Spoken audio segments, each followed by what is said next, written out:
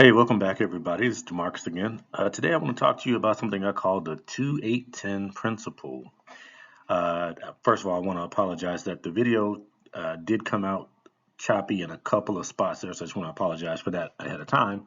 But I don't think it takes away from the overall gist of the video. But the 2-8-10 principle is something that I found that I'm pretty sure I'm almost 100% sure that I'm not the first person to notice the phenomenon in the Bible, but I don't know of a name for it yet. So I gave it the name 2-8-10 principle. And I took it from a verse that explained it. And that verse is Romans 2, verses 8 through 10. And let me go ahead and read that for you.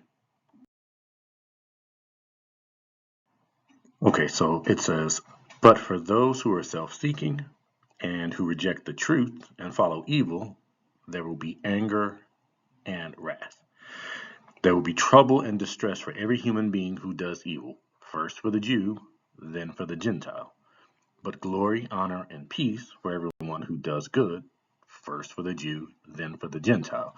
So as you can see from where I highlighted there, the principle is based on that phrase there, first for the Jew, then for the Gentile.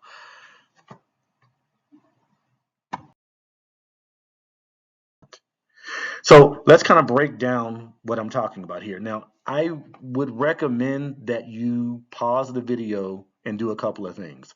First, I want you to pause the video. I want you to independently go back and read Luke 21. Then I want you to read Matthew 24 and Mark 13. I would read them for you here, but they're kind of longer passages and there's a lot of information that's repeated. So rather than me reading it to you, I think it would probably be better if you can just read it yourself, just so you can have an idea of what I'm going to be talking about. Number one, that's the first thing I want you to do. The second thing I want you to do is take a screenshot of the chart that I have on the screen right now so you can go back and study it later on. I want to break down these passages because I think when you really pay attention to the specifics of what Jesus is talking about, you'll see that in all of these passages, he's not talking about the same time period. And it's clear that he's not talking about the same time period when you look at the differences. So for instance, let's go to Luke 21 first. I'm going to start on the left side of the screen. Jesus makes statements. For instance, in verse 9, you'll see that he says that the end does not follow immediately.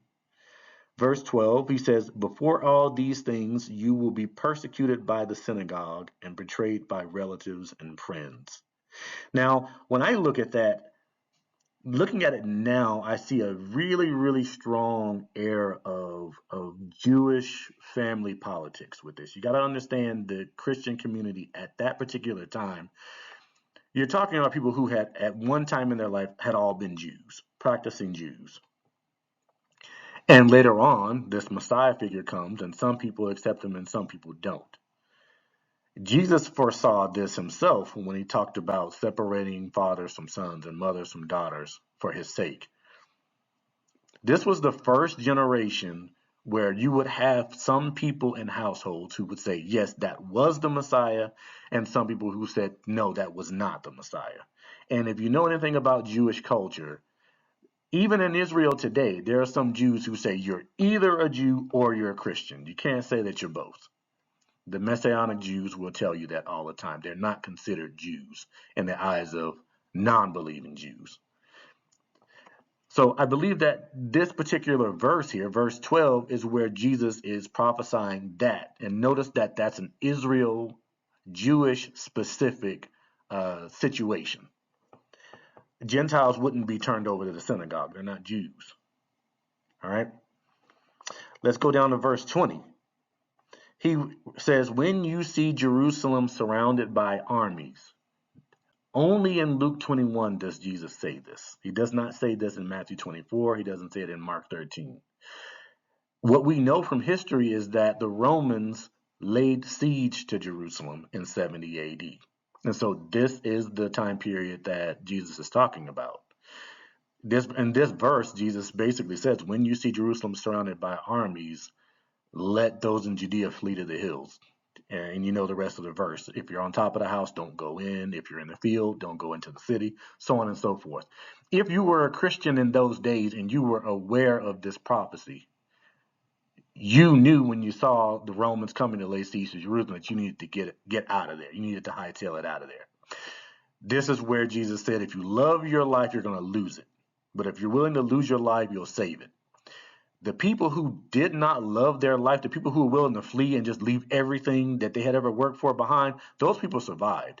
Anybody that wanted to go back into the city and hang out for a second and kind of get everything together, once the Romans broke through the walls, that was it. You weren't getting out of there alive. Let's go down to verse 23. I want you to notice that Jesus talks about great distress and wrath against this people. Notice he didn't say the whole world. He said great distress and wrath against this people. So again, he's specifying that he's talking about Jews. Verse 24, they, speaking of the Jews, will be put to the sword and scattered to all nations. All right. The futurists, I don't think the futurists would say that this is going to happen at the end of the world, that the Jews are going to get scattered. This is something that did in fact happen in 70 AD. And then, of course, there was a follow-up in about 130, 135 AD where Jews were just completely expelled from Israel altogether. But it started here in 70 AD when Jerusalem was sacked and Jews were either killed or taken captive. Verse 24 also says that Jerusalem will be trampled down by the Gentiles until the time of the Gentiles is fulfilled. So I want you to notice that a lot of what Jesus said here in Luke 21, it does not seem to be this climactic kind of stuff where it's at the end of the world and everything's going to be over after this stuff happens. This sounds like things that could just happen throughout the course of history. Now, we're going to compare that, though, to what is said in Matthew 24 / Mark 13. And I'm going to kind of mainly talk about Matthew 24 because Mark kind of echoes a lot of what Matthew says. Verse 7, Matthew talks about this being the beginning of birth pangs. In other words, this is something that's going to intensify later on. Verse 9, he talks about being hated by all nations. Now, go back and compare that to verse 12 of Luke 21. It was the synagogue and other Jewish people that the hatred was going to come from. Now, all of a sudden, here in Matthew 24:9, now he's talking about all the nations hating Christians. Verse 14, he talks about the gospel being preached throughout the whole world, then the end will come. He doesn't mention anything about this in Luke 21. As a matter of fact, I connect this verse to when he talks about the time of the Gentiles, the Gentiles trampling down Jerusalem until their time is fulfilled. I think those two things are connected. I think that the Gentiles will trample down Jerusalem, or I think another interpretation says Jerusalem will be trodden underfoot. I think that will happen until the gospel is preached worldwide. I think that you'll start to see that be pulled back once the gospel has gone global, and we've seen that. Okay, back in 1948, you saw the rebirth of Israel. In 1967, most of Jerusalem is retaken. The Temple Mount is probably the only thing that's still left that Jews don't have complete control over. But I think those two things track together: the time of the Gentiles being fulfilled and the gospel being preached. And Jesus says, then will come. Let's go down to verse 15. I want you to compare verse 15 of Matthew 24 to verse 20 of Luke 21. Remember, back in Luke 21, he said, when you see Jerusalem surrounded by armies, let those in Judea flee to the hills. But in Matthew 24:15, he says, when you see the abomination of desolation standing where it does not belong. This is a different thing. Paul elaborates on what the abomination of desolation is supposed to be, just in case anybody wants to say that anything that the Roman soldiers did in 70 AD could be the abomination of desolation. Paul tells us what it is, where he says that the Antichrist, or the man of sin, as he called him, will stand in the temple and declare himself to be God. He'll stand in the temple. He'll set himself above anything that is called God, and will stand in the temple and declare himself to be God. That is what the Apostle Paul saw as the coming abomination of desolation. That's not what happened in 70 AD. That's a yet to happen event, an event that's yet to come. So that's different from what Luke talked about. Verse 21, Jesus says there will be great distress. And unlike Luke, he doesn't say great distress against this people. He takes it up, way up, several notches. He says there will be great distress, unequaled from the beginning of time and never to be equaled again. Again, you can't say that about what happened in AD 70. That wasn't even the worst thing that would even happen to Jews, let alone the rest of the world. So great distress, unequal from the beginning of time and never to be equaled again. In verse 24, Jesus does mention false signs. I do notice that that's not mentioned in Luke 21 as well. One of the things that we know, and back in Revelation, he talks about the false prophet doing false miracles as a part of a deception to get people to worship the beast. Again, something that preterists would have to kind of allegorize this to make that fit AD 70. There's an interesting statement that Jesus makes in verse 9. He says, but immediately after the tribulation of those days. I find it interesting that he throws in there the phrase those days. In other words, I think he's separating this tribulation from anything that may have happened before then. There was a near coming tribulation, a small t tribulation in AD 70 that was going to hit Jews. But then what Jesus is talking about here is the capital T tribulation that we talk about. And he refers to that as the tribulation of those days, separate time period. And then, very, very interesting, verse 31, he says, angels will gather the elect from all four winds of earth. Luke doesn't mention anything about any angels gathering anybody. Now, interestingly enough, when you put all of these details side by side, compare that last bottom box there with the second to last box under the column for Luke, verse 24. Do you think there's a connection between the fact that the Jews were scattered in Luke 21:24, but then all of a sudden the elect are gathered in Matthew 24:31?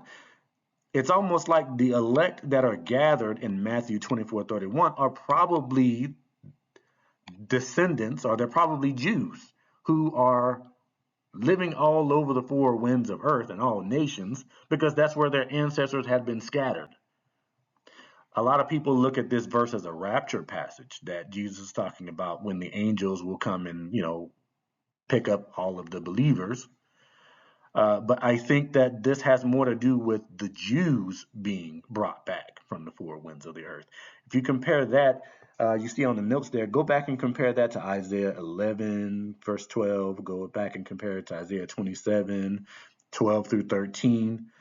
You have that same sort of sentiment of the elect, or of the people of God being gathered back from the four winds of the earth, or from all nations. You got to remember, Jesus is talking to Jews.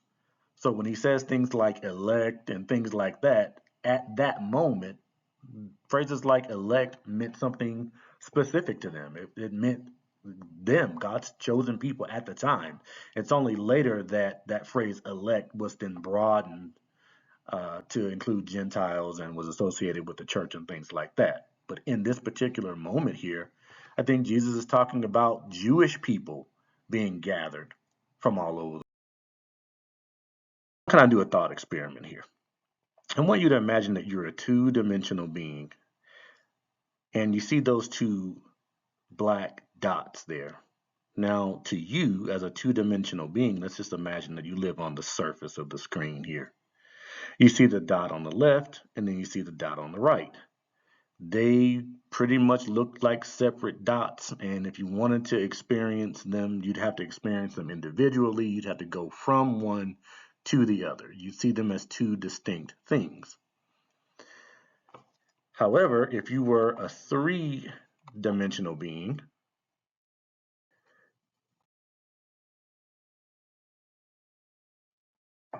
those two dots would then look like that. And you would all of a sudden see that these aren't two completely distinct things. These are two ends of a whole. You have one thing there, actually. And the two wholes are just two different ends of the one thing. And that's important because before, when we talked about the dots, we talked about them as individual, distinct items. Now we can talk about both of them referring to them as one thing, even though before we saw them as two separate things. Now we can talk about them as one thing, knowing that whatever we say about that one thing will still apply to both. Now, I want to show how that applies to Luke 21 and Matthew 24. Mark 13 is also an Olivet Discourse passage, but Mark 13 kind of has a lot in common with Mark 24, particularly after the beginning of it. So I kind of lumped those two together. The typical scholarly view of the Olivet Discourse, specifically when it comes to Luke 21 and Matthew 24, is that they're talking about the same thing. Your preterists, these are people that believe that all of Bible prophecy was fulfilled in the past. They see Luke 21, Matthew 24, Mark 13. They see all of that has been fulfilled in the past. There are some issues with that, though. In preterism, they've got to explain how come you didn't see any angels back in 70 AD, how come the gospel wasn't preached worldwide, and why was there no physical return of Jesus back in 70 AD. They see all of the rest of the prophecies as being literally fulfilled, but they can't explain why these three things were not literally fulfilled. And what you notice is that preterism has to sort of allegorize or symbolize those things. You have what we call futurism, where the futurists see the Olivet Discourse as something that has yet to be fulfilled. They see all of that as being fulfilled later on in the Great Tribulation, for the most part. Now, the issue with the futurists end up having issues with some phrases like where Jesus says that, and for instance, in Revelation, he describes things as taking place soon. He says these things must soon take place. Jesus also says things like, this generation shall not pass before all these things take place. Well, if you're a futurist and you believe that all of the events of the Olivet Discourse take place in the future, you have to try and explain your way out of those statements. And so the futurists do with these statements what the preterists did with the facts that they can't explain. You end up having to say that what you're reading isn't what you're reading. The word soon doesn't really mean soon. The word this generation doesn't really mean this generation. So both sides end up having to re-explain their way out of the bag, so to speak, when their interpretation doesn't seem to be fitting what we're reading. Now, let's go back to my analogy. There's a way of looking at prophecy where instead of looking at them as being either having happened in the past or having happened in the future, if we instead see Bible prophecy not as one-off events, but as an ongoing unfoldment of one thing, which is the unfolding establishment of the kingdom of heaven on earth, you see that what we see in Luke 21 and Matthew 24/Mark 13, those are actually two different ends of one grand event from heaven's perspective. In other words, we break it up into two smaller events, whereas heaven sees it as two ends of one grand event. Okay, so let's kind of tie that what we just studied back to my original analogy, the preterists and the futurists struggle with this verse not because they have not noticed the differences, like I just pointed out. I don't think I'm the first person to notice that Jesus said some things in one of these passages that he didn't say in the other. But what gets people hung up is the similarities. There's so many things that Jesus says in all of the passages that you could be honestly forgiven for thinking that it's the same passage. The way I want to explain that is by going back to my analogy here, my little image of the pipe. Since you understand that it's one thing, it's one object, does it surprise you that both of the holes on both ends of the pipe are the same size? Is that something that you find strange? No, because it's one object. It's not that they have to be the same size, but it doesn't strike you as odd if they are. Also, if I was going to describe the left side of the pipe, I would probably use the same terminology as I would use if I were describing the right side of the pipe. The pipe. They both be made of the same kind of metal, same color, same thickness and density, et cetera, right?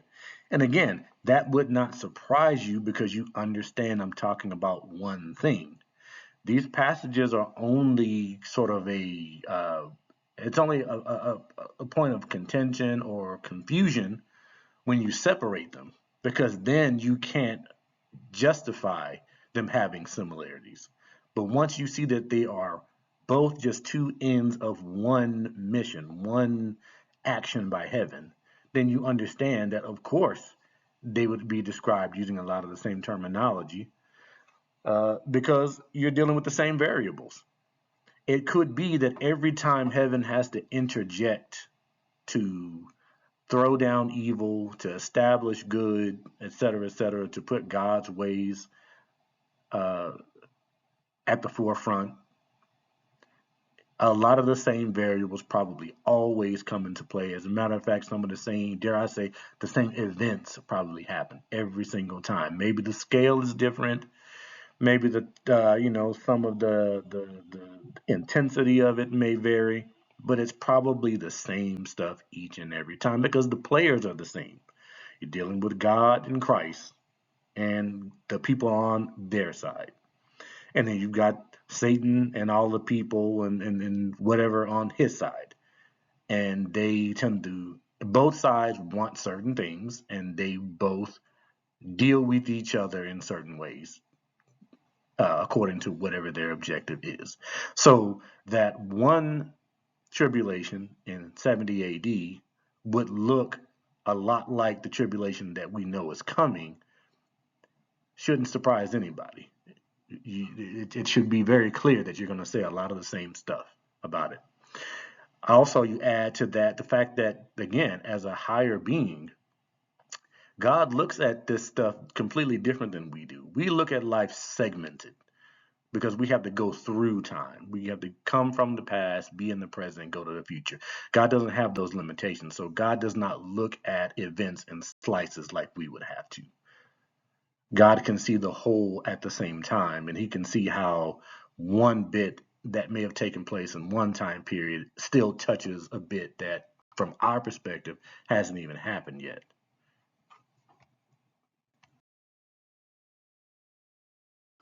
Okay, and to wrap it up, just so you'll know that I'm not just applying the 2-8-10 principle to the Olivet Discourse, saying that there is a first for the Jew, then for the Gentile aspect of one prophecy. You can see the same thing in a couple of other examples in the Bible. So, for instance, the first coming of Jesus, it was first for the Jew in terms of who got to see him, who got to experience his miracles, who heard him teach, things like that. It was first for the Jew, but then later it will be for the whole world. The rejection of the Messiah happened in sort of a grand way with the crucifixion with the Jews. You'll see it later with the Gentiles, where when Jesus comes back, they'll actually try to go to war with him, but they'll lose. Another example would be the deliverance of the Jews from Egypt, where God sent plagues upon, Egypt and the land of Pharaoh and the kingdom of Pharaoh. In the process of doing that, he'll do something similar to the Antichrist and his kingdom and the entire world later on. A lot of the plagues in the book of Revelation mirror the plagues that you'll see in Exodus. And then lastly, the destruction of the Jewish temple. And I want you to think of the Jewish temple in 70 AD as being yet another institution that was rejecting God. Even leading up to Jesus coming, they were starting to twist laws and things like that, but then they ended up rejecting Christ. So that temple no longer stood as God's temple. It was in opposition to God, and God started to reject the sacrifices. If you go back, do some research, you'll see that there were some very interesting signs for the last 40 years of the temple of God showing them that he was rejecting the animal sacrifices. Very interesting stuff. But you had the destruction of that temple in 70 AD.